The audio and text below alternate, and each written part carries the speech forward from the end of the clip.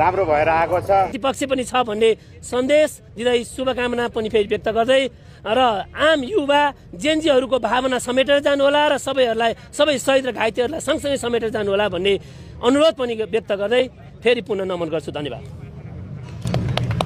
सुदन गुरुङ सहभागी भएर अब यहाँबाट बाहिर निस्किने तयारीमा हुनुहुन्छ। परिवारसँग गालोमा हुनुहुन्छ। यति बेला यहाँबाट बाहिर निस्किने तयारीमा हुनुहुन्छ। हामीले यहाँ देख्न सक्छौँ सुदन गुरुङले यति बेला यहाँबाट बिदा लिँदै हुनुहुन्छ।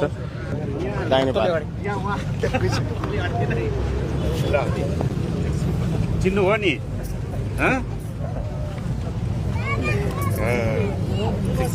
उहाँ तपाईँको हाम्रो छोराको लागि उहाँले गर्नुहुन्छ होइन,